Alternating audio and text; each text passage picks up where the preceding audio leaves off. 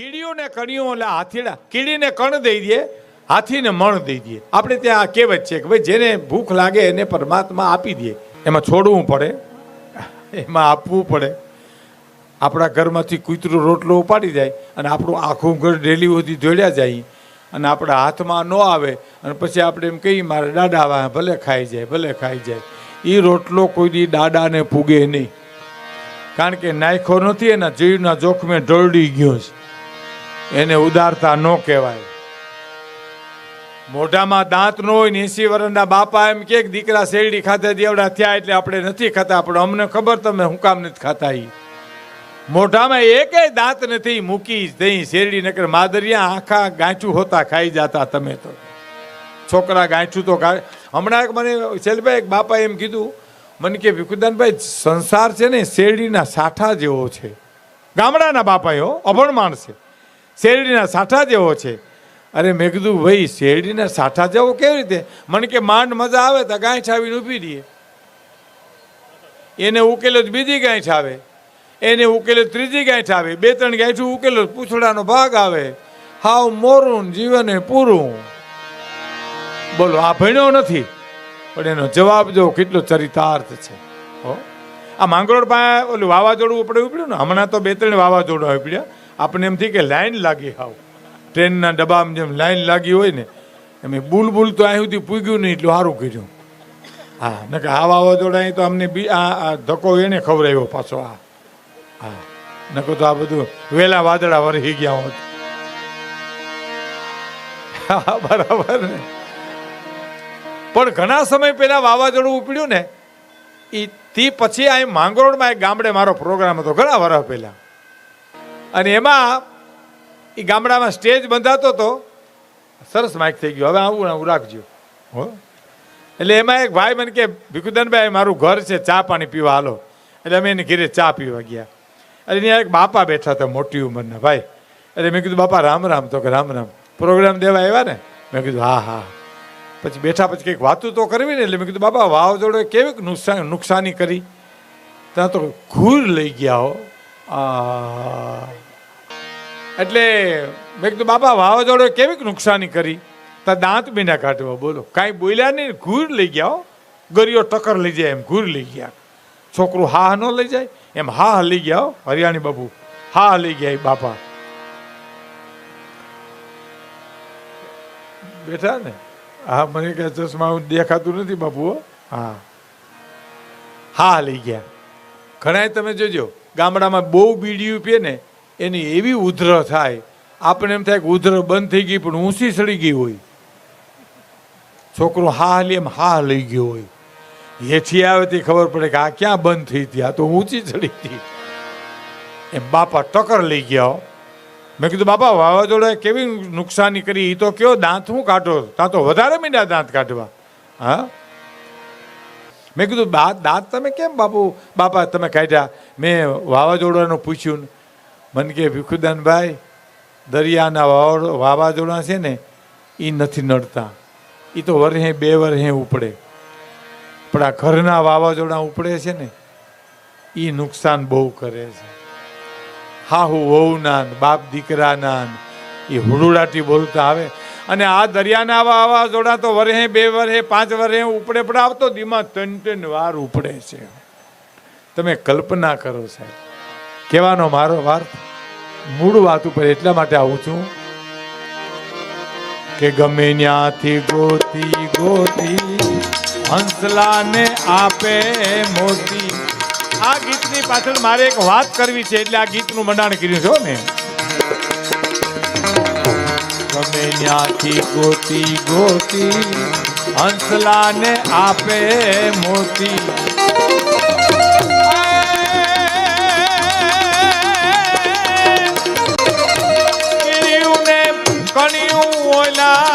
હાથીડાન માણું હરીની હાટડીએ મારે રોજનું હટાણું. હરીની હાટડીએ મારે રોજનું હટાણું.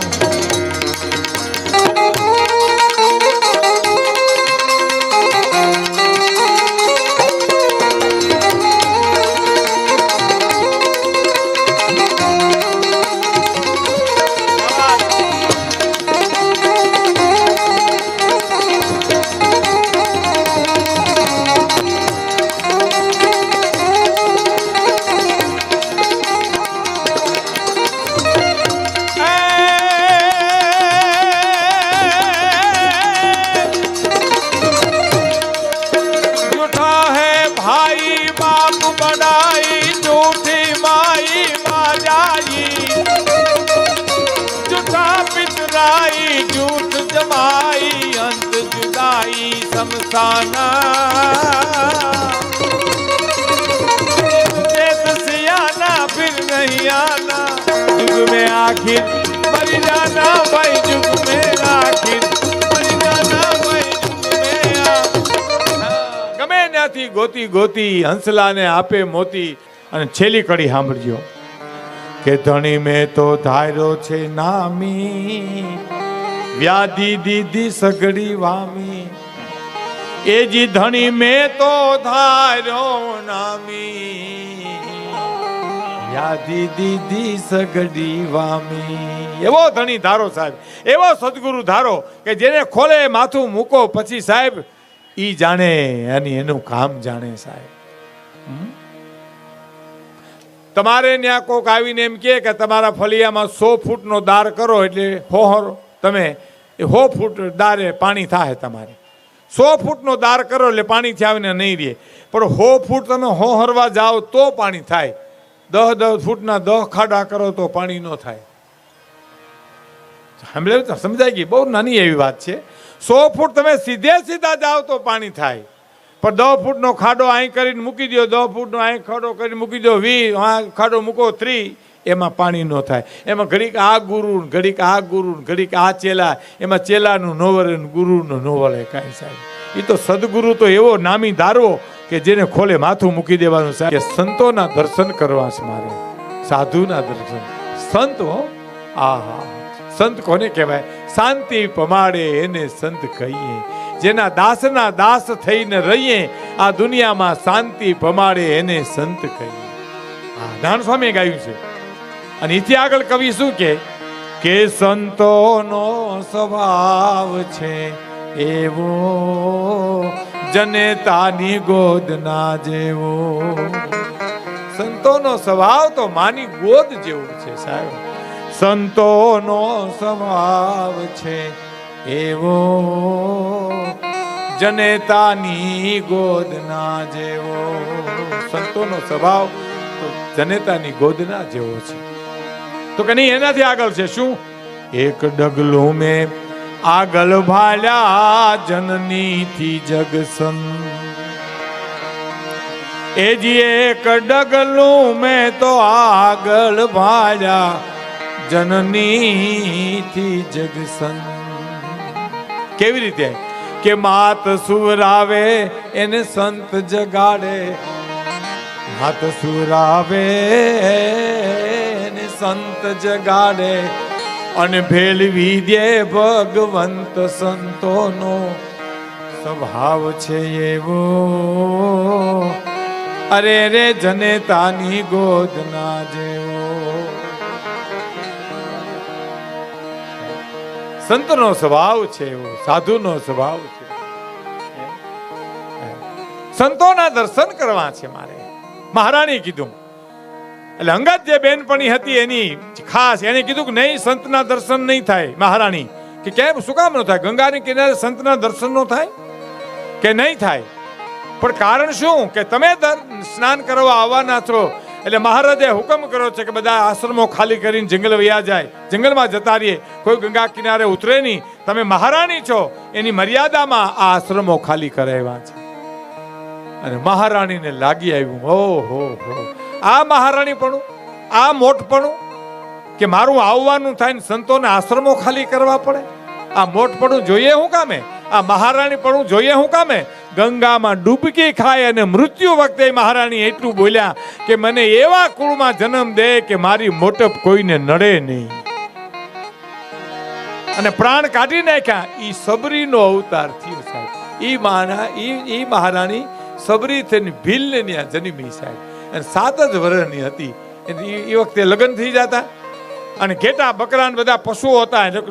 સબરીએ પૂછ્યું કે આ ઢોર કેમ એટલા બધા? કે તારી જાન આવવાની છે, એની મિજબાની માટે, એને જમણવાર માટે આ બધાને ખવડાવી દેશે. અરે એટલી જીવ હૈતા થાય. એક તો અંદરનો અંગાર જલતો હતો અને ફૂંક લાગી ગઈ, એ નીકળી ગઈ ત્યાંથી માતંગ ઋષિને આશ્રમની બહાર જઈને ઉભી રહી. પણ કોણ જવા દે સાહેબ એની પાસે? કોણ જવા દે? હે બધા કે આગીરે આગીરે ભીલની કન્યા છો, આગીરે છેટી રે ઓનીકોર જા. ઊંચા પગ કરી ગુરુના દર્શન કરવા માટે નેજા માંડે. અને એમાં જ્યાં આમના ઊંચા પગ કરીને જોયું તો સંત ની નજર પડી ગઈ સામે, સદગુરુની સામે, માતંગ ઋષિની સામે નજર પડી. બેટા તારે ક્યાંય જવાની જરૂર નથી, સદગુરુ બોલ્યા સાહેબ. માતંગ ઋષિ તારે ક્યાંય જવાની જરૂર નથી. અને આમ જ્યાં ગુરુની દ્રષ્ટિ પડી અને સબરીને એટલું કીધું કે બેટા તારે ક્યાંય જવાની જરૂર નથી, તારે આશ્રમે બેઠી રહેજે, તારી ઝૂંપડીએ મારો રામ મારો રાઘવ તારી ઝૂંપડીએ આવશે. આટલું કહીને ખોલિયામાંથી ગુરુના પ્રાણ નીકળી ગયા. પણ કઈએ આવશે? હાજે હવારે ઉત્તરથી દક્ષિણથી ઉગમના પૂર્વથી પશ્ચિમથી, એ તો બધું બાકી રહી ગયું. પછી ઝૂંપડી વારી સબરી ક્યાંય જાય નહીં. જે કૃષ્ણમૂર્તિના શબ્દોમાં કેવું હોય ને તો કેટલી જાગૃતિ હશે સાહેબ. પાણી તરસી થાય એટલે પંપા સરોવરમાં પાણી પી લે, ફળ ખાઈ લે, આડાવળી જાઉં અને ક્યાંક આવીને પરમ તત્વ હોયું જાય તો. અને થાતા થાતા થાતા સાહેબ 70 વર્ષની બુઢી થઈ ગઈ, ચાંદીના પતરા જેવા વાળ થઈ ગયા, ડગમગતા દેહે આવ્યા કે આવશે, આવ્યા કે આવશે. ત્યાં ભગવાન રામ એની પર્ણકુટીથી દૂર હતા ને ત્યારે લક્ષ્મણજી પ્રશ્ન કર્યો કે મોટા ભાઈ આપણે ક્યાં આવ્યા છીએ? કે જંગલમાં આપણે વનવાસ છે ને, આ વિહાર કરીએ છીએ, પણ આ જગ્યા કઈ છે? કે હમણાં થોડા હાલશું ને સબરીનો આશ્રમ આવશે, એનું પર્ણકુટી આવશે. પણ આ ઝાડોના પાંદડામાંથી અવાજ આવે રામ રામ રામ રામ રામ. અને ભગવાન રામે જવાબ આપ્યો, લક્ષ્મણ સબરીની ભક્તિએ પ્રકૃતિને ફેરવી નાખી છે. સબરીની ભક્તિએ પ્રકૃતિને ફેરવી નાખી છે. અને બહુ સાચી વાત છે. મહાપુરુષો હોય ને સાહેબ, એટલું એને સ્મરણ કર્યું હોય તો એ નિંદરમાં હુતા હોય, અને હુતા હોય ને એને વાહા પીઠમાં કે ખંભે તમે આમ કાન માંડો ને તો એના સદગુરુના રણકાર તમને સંભળાય સાહેબ. આ પરમ તત્વ છે. લક્ષ્મણ કે શું વાત કરો? તો હા એની તમે જાઓ, સબરી હું જોવે છે પેલા તમે જોઈ આવો. પેલા લક્ષ્મણને મોકલે છે રામ. એ લક્ષ્મણે જઈને જોયું તો 70 વર્ષની બુઢી, આંખમાં આહુડાની ધારું છે.